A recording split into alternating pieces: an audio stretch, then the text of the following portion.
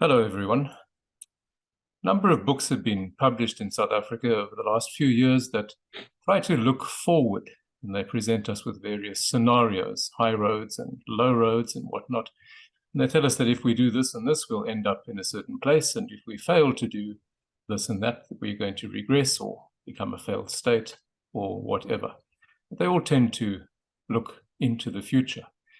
My guest today, Professor Stephen Friedman, research professor at the University of Johannesburg, has taken a somewhat different approach, and he's been looking into the past to find out why we are where we are today. And he's written a book, which I'm going to show you, called Prisoners of the Past, South African Democracy and the Legacy of Minority Rule. The book came out during the course of last year. Stephen, thank you very much for joining us. One of the starting points in your book is that a society can both change and remain the same. And you argue that this is what has happened in South Africa since 1994. And you go on to use the term path dependence to describe this phenomenon. So can we start by looking at this term? What is meant by path dependence? Yeah, thanks, Mike. Look, essentially, path dependence is a reality in which significant change happens, but the basic patterns which existed before the change remain. And that's why things can change quite dramatically, and you still have path dependence. So, anybody who says South Africa hasn't changed since apartheid really has forgotten about apartheid or wasn't there at the time. There have been very real changes. On the other hand, some very basic patterns have remained. And there are just, according to some scholars, there are three aspects of path dependence, three things which don't change even as the country changes or the society changes. The first one is if you like, attitudes. In other words, what people in authority value and what they don't value remains unchanged. Secondly, habits, the way we do things, what is considered an acceptable way of doing things and what is an unacceptable way. And thirdly, relationships, so that, for example, the way in which government and business relate to each other, the way in which citizens relate to government, and the way in which government relates to citizens doesn't change. And that, I argue, is the South African reality. We've had very important changes over the last 30 or so years, but those attitudes, habits, and relationships have remained much the same. Okay. Now, you in the introduction to the book, you talk about the bargained compromises, which produced the Constitution, equal rights for all at a political level, and so on. But you say there was a lack of any similar agreement on how the economy and social institutions should change. And this has left some of those core patterns unchanged. Can you expand then on the economic and the social side of things? Well, it's interesting that, in fact, the society was the ball.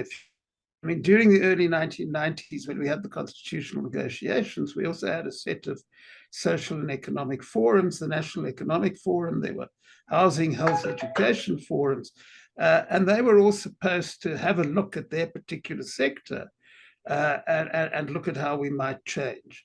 And none of that really came to fruition. The only one at which there was an attempt to implement was the National Housing Forum's discussions, and that didn't work out for a whole variety of reasons.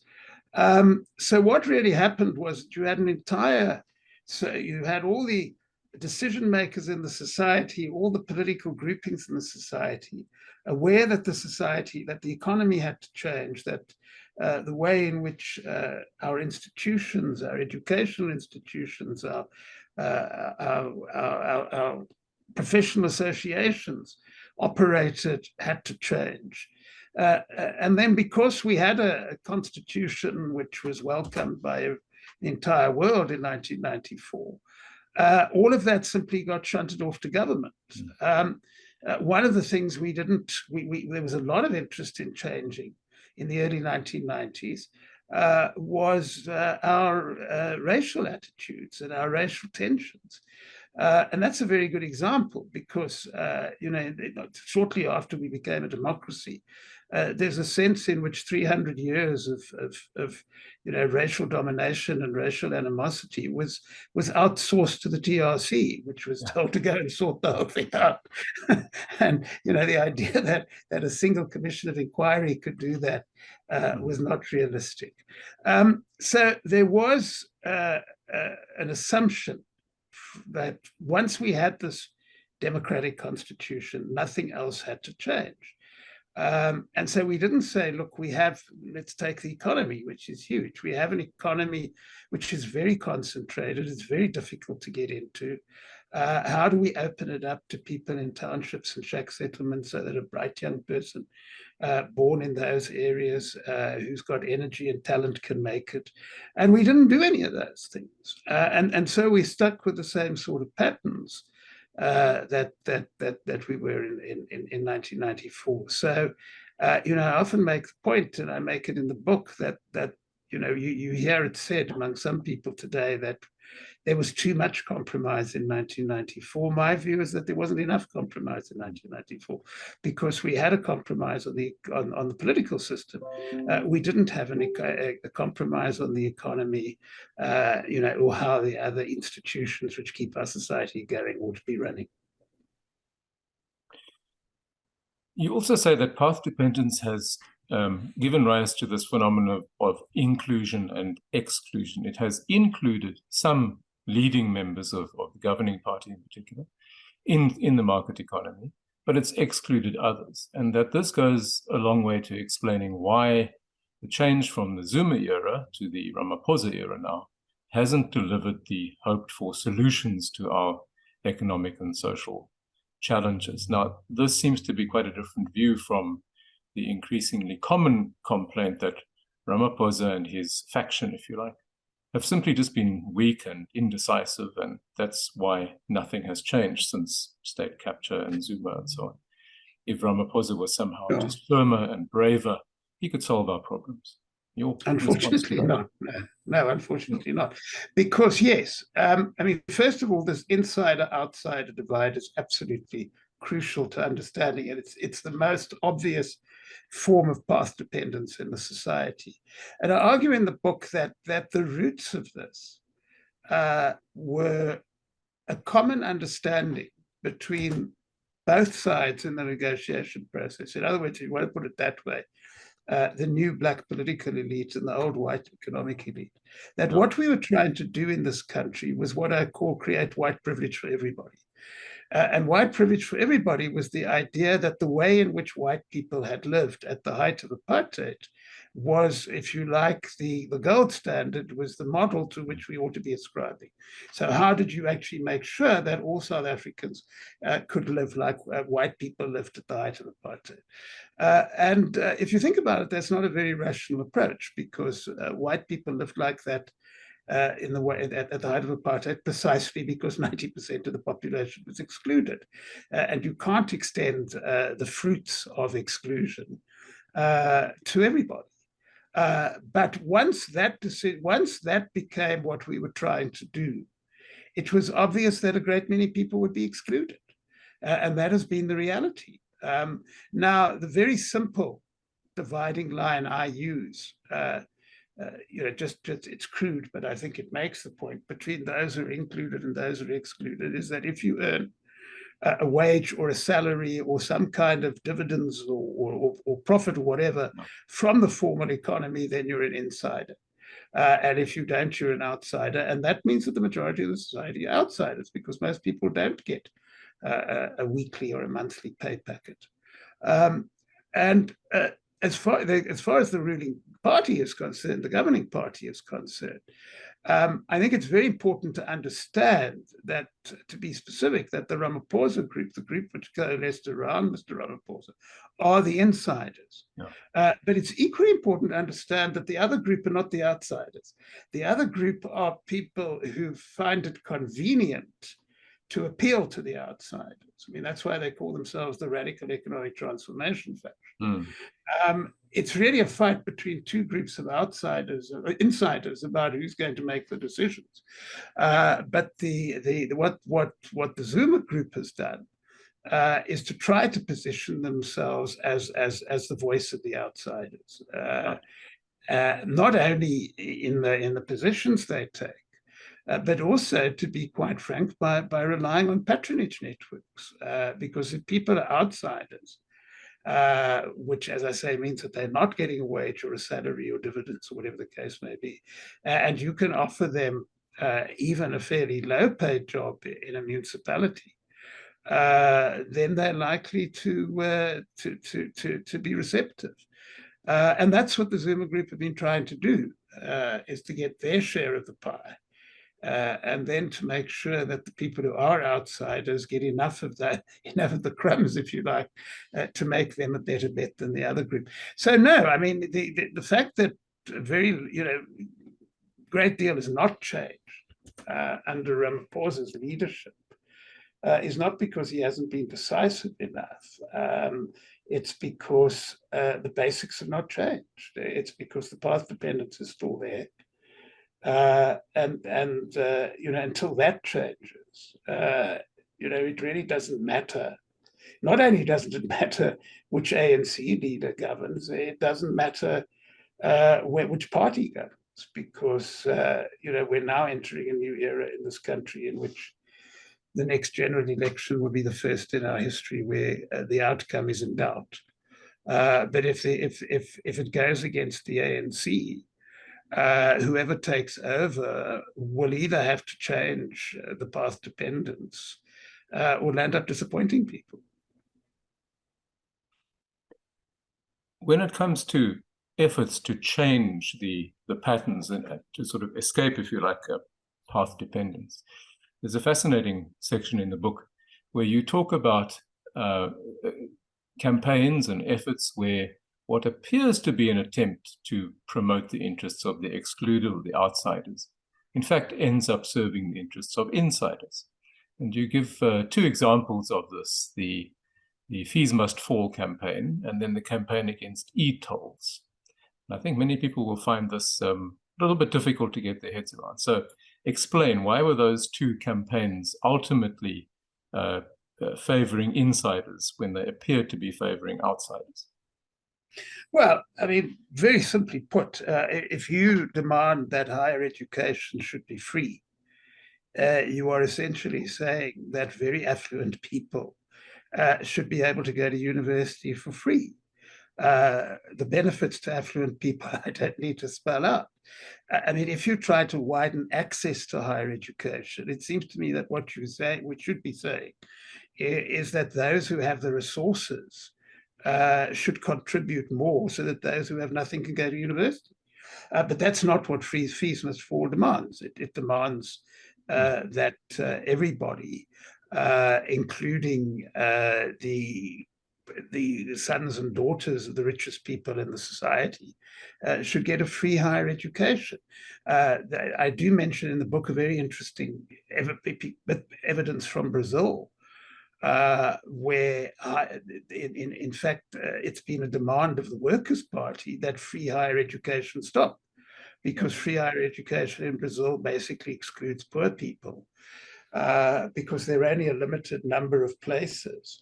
And so the people who've been to fancy private schools get into university, and the people who don't can't. I mean, that's just one example of a way in which it can entrench inequality. As far as Utiles are concerned, the most important point to remember about Utiles, and incidentally, this wasn't because the government wanted it, it was a concession to forms of pressure, is that the forms of transport which poor people use are exempted from Utiles. And here we're talking about buses and minibus taxis. So you have a system, you have an arrangement, which now is not going to be the arrangement, in which those South Africans who can afford a vehicle, whether they're individuals or companies, are paying for roads which are being used free of charge, in effect, by people who can't afford cars. that is, that is what economists call a progressive tax, in the sense that it takes from those who have enough and gives to those who don't have. And yet, this has been routinely denounced, often entirely inaccurate. I mean, I'm not defending the actual scheme. People complain about that the concession was given to a foreign company. There's a legitimate argument that it should not have been given to a foreign company. There are all sorts of things that you can argue about and legitimately complain about in the implementation.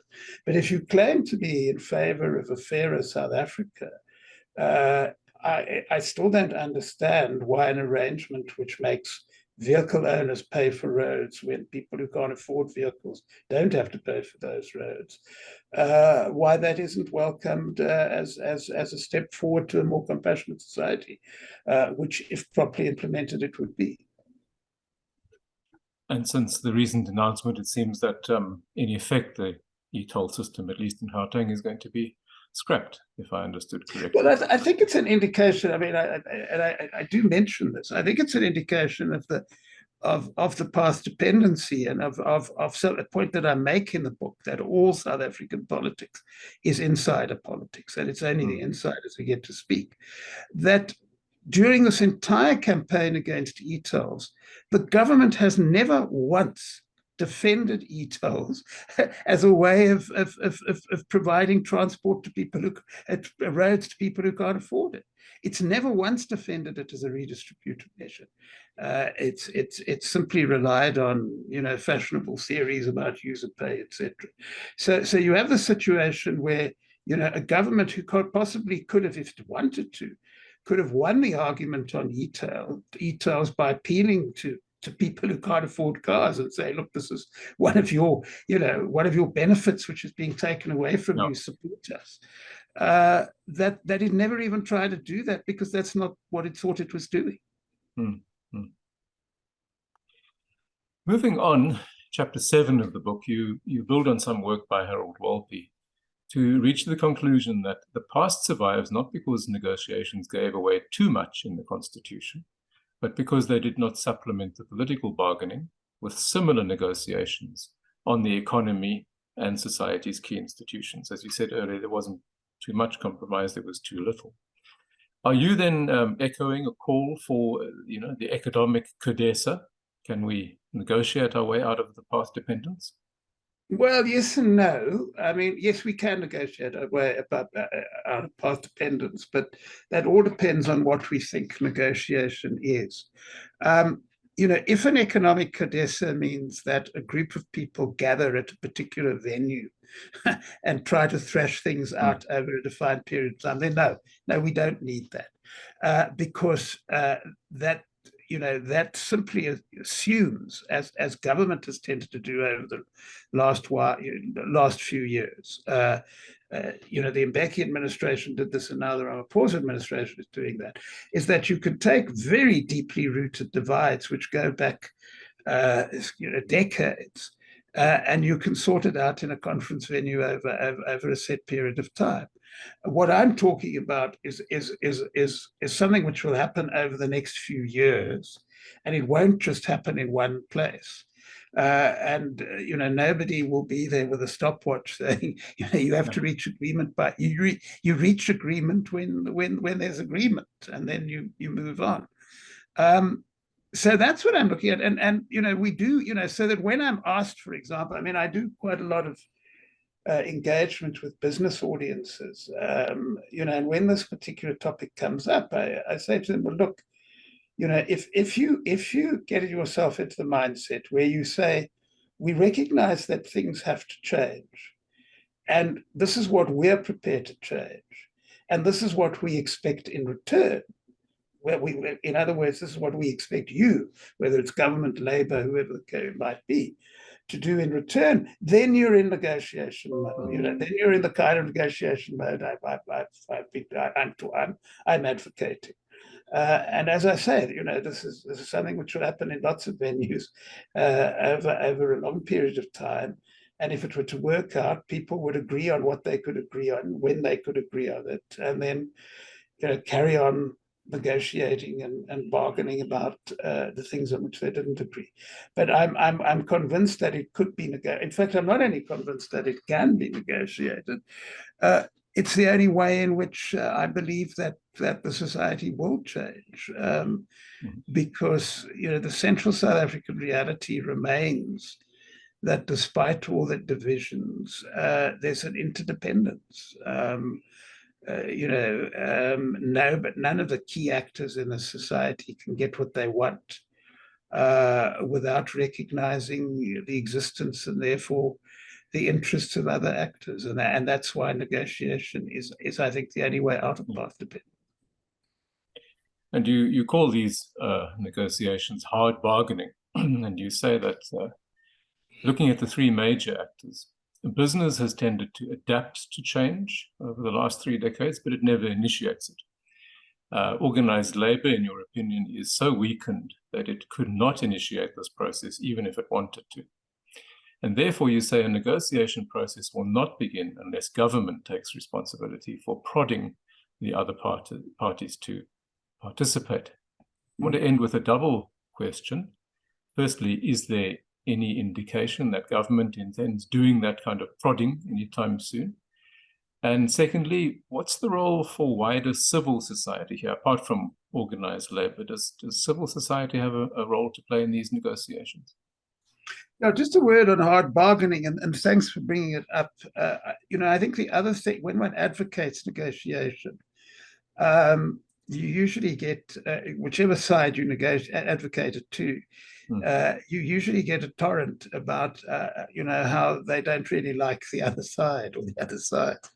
I think there's this strange idea that, negotiation is a process in which people who like each other and agree with each other get around a table.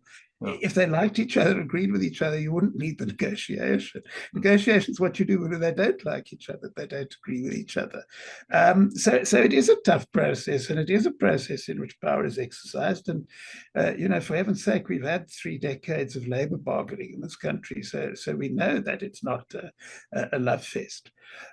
So, when I advocate negotiation, I'm not asking the parties to love each other. I'm asking them to recognize that they can't make progress unless they compromise with the others.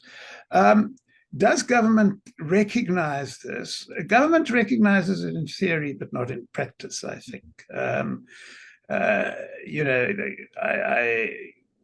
At the risk of name dropping, which is not my intention, I mean, the president has reacted very specifically to the argument, saying, yes, we get it. We know that these things have to change. But if you look at the reality, I think the appetite for doing what is needed to make them change is not there. Because, to be quite specific, I think what government would need to do to make things change is to spell out very clearly what it thinks ought to change, and then invite everybody else to respond and make clear that, no decisions will be taken until the bargaining process, achieves what it needs to, the agreement that it needs to achieve. So, yes, I do argue that government ought to do the prodding, but I don't think government will do the prodding unless citizens prod the government. And that brings me on to your question about civil society and citizen groups more generally.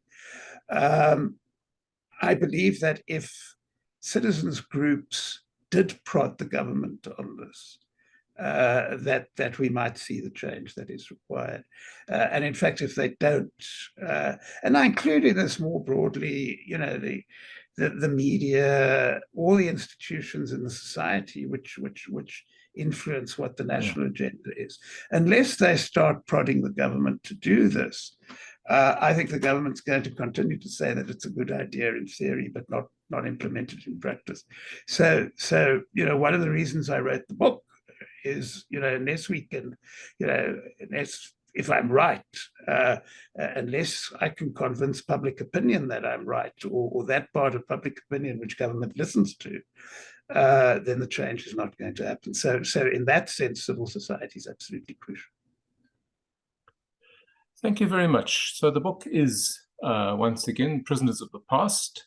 It's pretty widely available. It's a fascinating read. It's a very different perspective from what we are used to, I think, in being told where we're going. In a sense, we're not going anywhere unless we go look into the past and change the way we've been doing things up to now. So Stephen Friedman, Research Professor at the University of Johannesburg, thanks once again for giving us some of your time today. Thank you.